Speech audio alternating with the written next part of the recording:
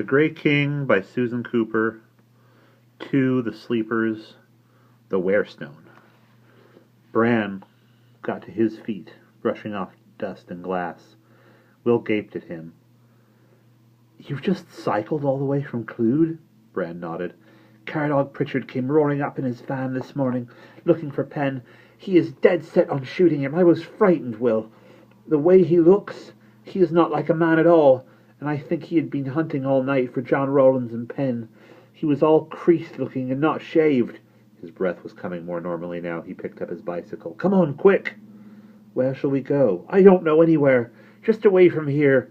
He tugged his bicycle up over the bank, edging the lake on the left, and led them off through the bushes and trees toward the open moorland that stretched back down the valley away from the lake. Will scrambled after him, with Penn at his side. "But does he really know we're here? He couldn't." "That's the only part I don't understand," Bran said.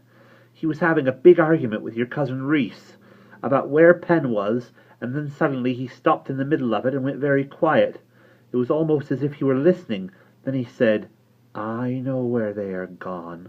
They are gone to the lake,' just like that. Rhys tried to talk him out of it, but I don't think that worked. Somehow Pritchard just knew. I'm positive he's on his way to Tybont. Penn, hey!" He whistled, and the dog paused ahead, waiting for them. They were walking on rising ground now, through waist-high bracken, on a meandering sheep path. "How did you get here before him, then?" Will said.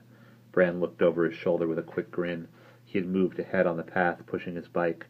Something seemed to have transformed him out of the figure of despair Will had seen the day before. "Caradog Pritchard will not be pleased about that," Bran said solemnly. "I had my clasp knife in my pocket, you see, and I happened to be passing his van when he was not looking. And I struck it in his back tire, and gave it a good jerk. And when I was at it, I struck it in his spare tire, too. You know the way he has the spare bolted onto the side of the van? A mistake, that is. He should keep it inside." The tension inside Will snapped like a breaking spring, and he began to laugh. Once he had started, it was hard to stop. Bran paused, grinning, and then the grin became a chuckle, and before long they were reeling with laughter, roaring, tottering, clutching at one another, in a wild fit of chortling mirth, with the dog Penn leaping about them happily. "Imagine his face," Will gasped, "when he goes tearing off in the van and poof, the tire goes flat, and he gets furious and changes it and goes tearing off again and poof." They collapsed again, gurgling. Bran took off his dark glasses and wiped them. "Mind you," he said, "it is going to make everything worse in the long run, because he will know very well somebody cut the tires on purpose, and that will just make him wilder than ever." "Worth it," Will said, controlled again but cheerful. He gave Bran a sideways, rather shy glance. "Hey," he said, "it was nice of you to come, considering." "Oh, well," Bran said. He put the glasses back on, retreating once more inscrutably. His white hair lay in damp, darkened lines across his forehead. He seemed about to say something else, but changed his mind. "Come on," he said, and jumped on his bicycle and began pedaling erratically off along the weaving path through the bracken. Will began to run. "Where are we going? Goodness knows!" They careered along in a happy lunatic chase through the valley, over open slopes, down into hollows, up over ridges, in and out of rounded lichened rocks, through grass and bracken and heather and gorse, and quite often on damper ground near one of the little streams that fed the river, through the reeds and iris leaves. They had come a long way from the lake. This was the main valley land now, open grazing land, merging into the arable fields of Clwyd and Pritchard's farm further down, past the jutting hills. Suddenly Bran skidded, tumbling sideways, thinking he had fallen. Will went to help, but Bran grabbed his arm and pointed urgently across the moorland. "Over there, on the road, there's a curve a long way down." "Over there, on the road, there's a curve a long way down, where you can see cars coming. Before they got here, I'm almost sure I just saw Pritchard's van." Will grabbed Penn by the collar and looked wildly about.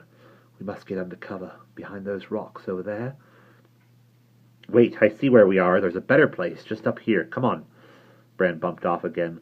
The big sheepdog slipped from Will's hand and bounded after him. Will ran. They rounded a group of nearby trees, and there, beyond it, was a glimmer of grey stone and slate. behind a low ruined wall. The cottage looked quite different from behind. Will did not recognize it until too late. Bran had shot inside, thumping open the broken back door before he could call to prevent him, and then there was no alternative but to follow. Naked to the eye of the Grey King, feeling the force of the dark pressing sudden and strong on him like a huge hand, he stumbled after the dog and white-haired boy into the cottage from which the Milgwyn had stolen the wounded sheep, the cottage where Owen Davies had fought Caradog Pritchard for the woman who had borne and deserted Bran, the cottage haunted now more than ever by the malice of the rising dark.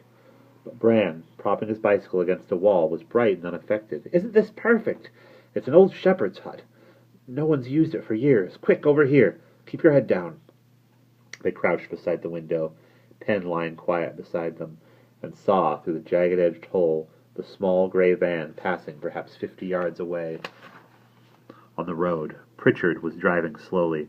They could see him peering from side to side, scouring the land. He glanced incuriously at the cottage and drove on. The van disappeared along the road to Talia Lynn. Bran leaned back against the wall. Whew, lucky. But Will was paying no attention. He was too much occupied with shielding his mind from the raging malevolence of the Grey King. He said through his teeth, the words coming slow and dragging, "Let's get away from here." Bran stared at him but asked no questions. "All right, then. Tired of your ma, Pen?" He turned to the dog, and suddenly his voice came high as the wind in the telegraph wires. "Pen! What is it? Look at him, Will!" The dog lay flat on his stomach, his forelegs splayed outward, his head down sideways against the floor. It was horrible, unnatural, a position impossible for any normal living creature. A faint whistling whine came from his throat, but he did not move. It was as if invisible pins held him, forced him flat against the ground. "Pen!" Will said in horror. "Pen!" But he could not lift the dog's head. The animal was not paralyzed by any natural circumstance. Only enchantment could force him so hard into the earth, and no living hand could move him. "What is it?" There was fear in Bran's voice. "It is the Brennan Lude," Will said. His tones seemed to Bran deeper than before and more resonant. "It is the Brennan Lude, and he has forgotten the bargain that he made when we spoke yesterday. He has forgotten that he gave me one night and one day." "You spoke to him!" Bran heard his voice come out in a broken whisper, and he crouched there motionless beside the window. But again Will was paying no attention. He spoke half to himself, in this same strange adult voice. "It is set not at me, but at the dog. It is indirect, then. A device, I wonder." He broke off and glanced at Bran, waving a finger at him in warning. "You may watch me if you will, though it would be better not. But you must say nothing and make no move, not one. All right?" Bran said. He watched, crouching on the dirty, broken slate floor in one corner, and he saw Will move to the middle of the room and stand beside the hideously prostrate dog.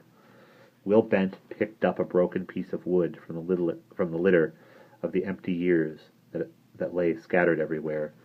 He touched it to the ground before his feet, and turning, drew a circle about Pen and himself on the floor with the tip of the stick.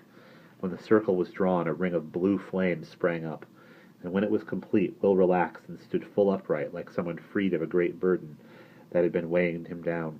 He raised the stick vertically in the air over his head, so that it touched the low ceiling, and he said some words in a language that Bran did not understand. The cottage seemed to grow very dark, so that Bran's weak eyes, blinking, could see nothing but the blue ring of cold fire and Will's form shadowy in the middle of it. But then he saw that another light was beginning to glow in the room, a small blue spark, somewhere in the far corner, steadily growing brighter until it blazed with such intensity that he was forced to look away. Will said something sharp and angry in the language that Bran could not understand.